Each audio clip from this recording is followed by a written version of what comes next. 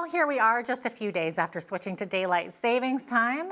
So, how are you feeling? Some say the time change can have a serious impact on our bodies and our minds. Well, today's guest is going to share some expertise on this subject. We're joined by Professor Rob McDonald. He's a professor of psychology and neuroscience at the University of Lethbridge. Welcome to Bridge City News. Dr. McDonald, great to have you on today.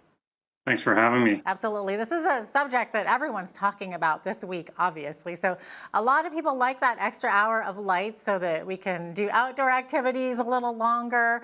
But apparently there are some negatives that come along with this, like sleeping issues and even mood changes. So how serious are these sleeping issues and mood changes? Are we talking about losing a day or two of sleep or having a bad day now and then? Or are we talking like long-term depression and insomnia?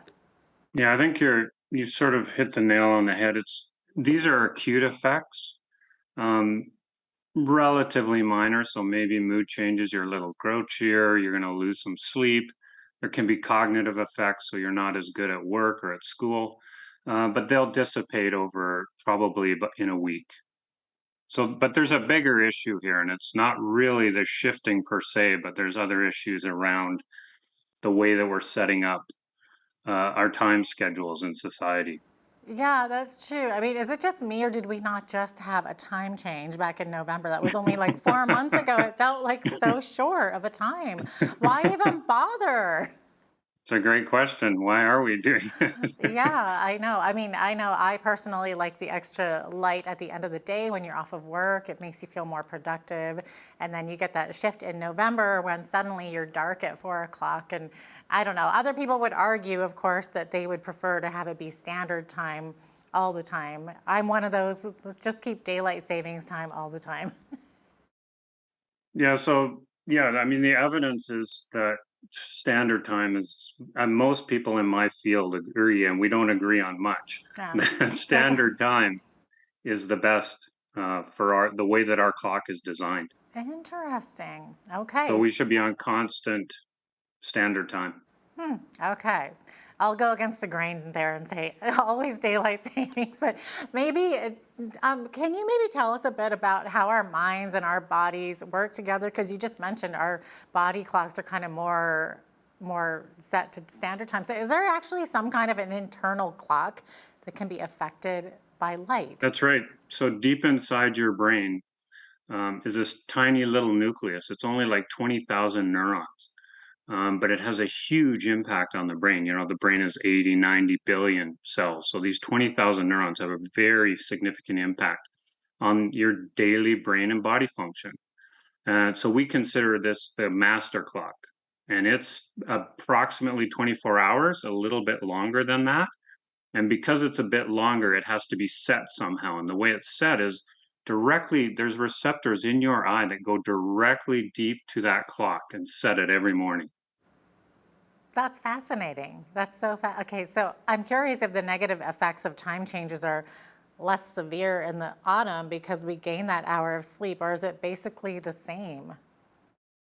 No, it's not. So you're completely correct. A phase advance is much more difficult for the circadian system to deal with, and it's much harder on your brain and body. The delay is easier, just the vagaries of the way the system is designed. One thing I didn't mention about this master clock, I mean, it's great to have a clock, and we didn't really understand, well, how does it influence brain and body function? Well, it turns out there's peripheral clocks too. So there's clocks all over your brain and body. So different parts of your brain that do different things have their own little clocks. Your lungs, your liver, your stomach, all of these have their own clocks, but they're set by the master clock. Okay. And so what can happen when we have these daylight savings, for example, or when people have to do shift work, the clock gets misaligned with the peripheral clock. It's telling the peripheral clock to do something when it shouldn't be doing it. So you get this dysregulation of brain and body function. Yeah, you're talking about people working shift work. I mean, they have a whole other set of issues, don't they, because of what they go through with That's right. this? And we've been studying shift work for decades now. We're really fascinated with it. And we think it's really bad for people. Um, and in fact, shift work is considered a carcinogen. But it also has effects on heart disease, obesity, and a lot of our work has shown it is directly linked to Alzheimer's disease and dementia. Oh, wow. That's a fascinating study, absolutely. Is it true that during daylight savings times we have more car accidents, more heart attacks, strokes, workplace accidents? That actually comes from the shift. So when we're doing this phase advance in particular, the spring forward, there is a statistically significant uptick in those things, but it's not the biggest effect in the world. But it is suggesting that this circadian shift is having impacts, and it's probably happening to people who already have heart problems or right. So it's people who are going to be more susceptible. Okay. So, getting back to people that work shift work and this is their life all the time. Right. Do you have any advice for those people? What are they to do when that's their job? They can't really Yeah, get that is away very from it. difficult. I don't see a way forward unless we use robots and AI for nurses and Right. firefighters and policemen. They have to do it. And so, one line of research in our laboratory is we're pursuing this idea of circadian resilience. So, it turns out that certain people seem to be very resilient to shift work, and other people, it's terrible. And what we're suspecting is a lot of people who are not very resilient to it, they actually peel off away from those kinds of jobs. And the people who are remaining have very resilient circadian systems, but they're still having health problems. As they age, they're still having obesity problems, diabetes problems. So the effects are probably even worse than we think they are. And for them, it's very difficult. I mean, it depends on the way the shifts are done, but it's better if you can stay on the same shift and not go back and forth from, let's say, the day shift or the morning shift to the afternoon to the night. That is much more difficult. Your circadian clock cannot keep up with those shifts. I'm exhausted just thinking about it. Never mind doing it. Yeah. Okay. So, are there some practical things people can do to lessen the negative effects of time change? Yeah, so I mean, there's ways you can do it, but I can't imagine most people have the time to do it. So one way would be to, if you're predicting you're going to travel somewhere, you start very slowly using something like a light device you get up a little bit earlier each day, 15 or 10 minutes, and you just start getting this blast of light and you just get closer and closer to the new time that you're going to go to.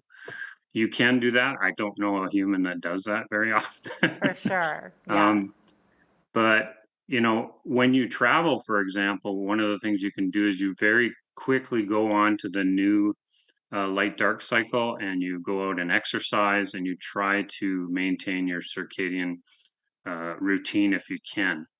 It's hard though. I mean, it takes almost a week. You go on a week trip to Europe and you're just barely getting set and then you have to leave again. Yeah, 100%, absolutely. Now, if we compare maybe populations from the northern hemisphere compared to those in the middle and the southern zones, can we see differences in health with more or less daylight hours? And for example, are those in Grand Prairie healthier than in Lethbridge? Fascinating question. So, I mean, as you know, there's problems with correlation and causation. So, there is a lot of correlational evidence to suggest that there are health and mental health effects of being up in the north, but they are confounded by so many other factors that it's very hard to determine causation. Um, if you go to areas like northern Scandinavian countries, for example, you'll see that they use light uh, in their daily lives. So they have devices that are actually they use early in the morning to make sure that they get the light that they need. Um, it's a very difficult area to study, but from everything we know in the field from the last 100 years, it must be having an impact because you have this 24-hour clock, and yet the light dark cycle is way off. Yeah. Have there been any studies done on people who live in the time change like we do compared to, areas that don't do the time change? Like I think Yeah, Arizona so doesn't, for there example. are countries and provinces, for example, that are going. So, for example, Saskatchewan has gone to standard time. I know that Russia for a while did straight up daylight savings time, and there was such an uproar because people did not like it at all. they were actually feeling the effects and they pulled away from it.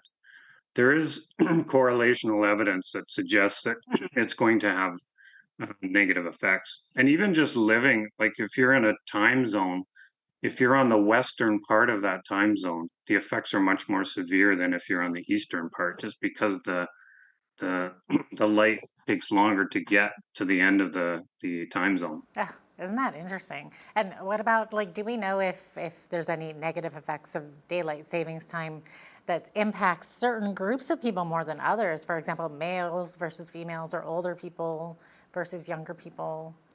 Yes, this is a line of work we've been working on for decades, and there's no doubt aged people are more susceptible. And one of the lines of research we're looking at is as you age, people fall into sort of two groups: good circadian agers and poor circadian agers. And there's a very strong relationship between the health of your clock and dementia. Oh, that's fascinating. And Why? so, sorry, yeah, just one other thing. So you were raising this issue about um, um, the long-term effects of this kind of daylight savings.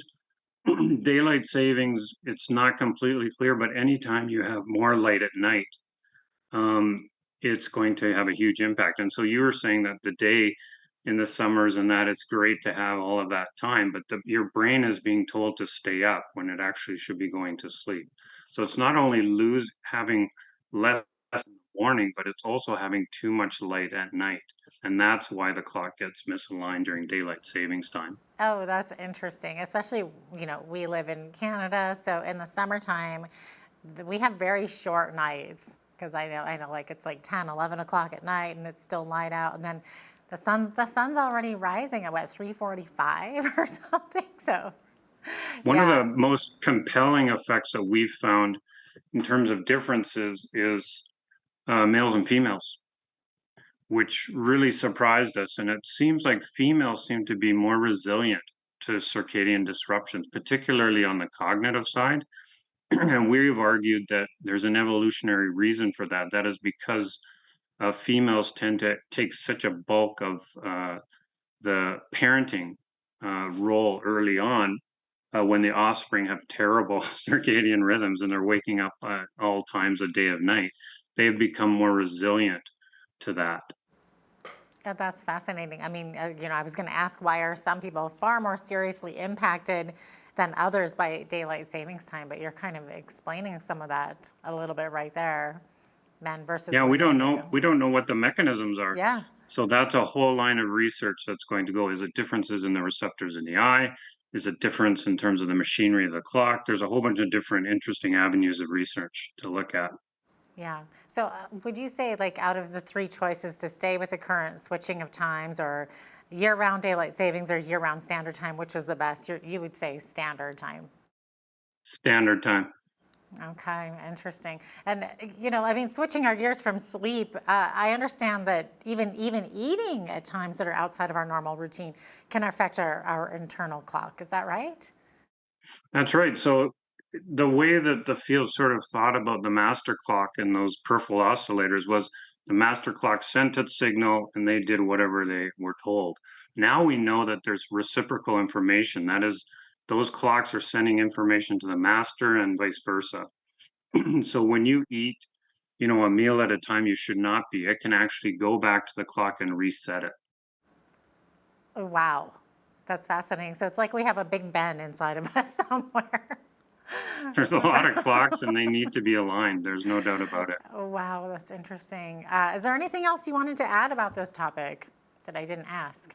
I think just the sleep issue. So people sometimes conflate sleep with circadian, and they're not the same. Okay. So they're completely different circuits in the brain that mediate sleep and mediate circadian rhythms. The relationship between them is that the circadian clock pushes you into sleep and then it pushes you to awake. So it's not involved in sleep per se or sleep architecture or any of that. It's actually making you fall asleep and making you wake up. Fascinating stuff. Thanks so much for being with us today, Professor McDonald. Great to have you on. Well, thanks a lot. I really appreciate it. It was fun.